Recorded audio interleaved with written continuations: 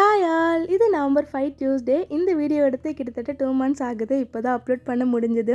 இது வந்து தீபாவளிக்கு ஊருக்கு போயிட்டு மார்னிங் ரிட்டன் வீட்டுக்கு வரும்போது எடுத்திருந்த வீடியோ. ஒரு சில ரீசன்னால் வீடியோ ஒழுங்காக அப்லோட் பண்ண முடியல. கொஞ்சம் டிலே ஆகிடுச்சு. அது என்ன ரீசன்னா, இப்போ தானே இன்டர்மீடியட் ஃபாஸ்டிங் ஃபாலோ பண்ணி ஒரு 12 kg லாஸ் ஆகிருந்தேன் இல்லையா?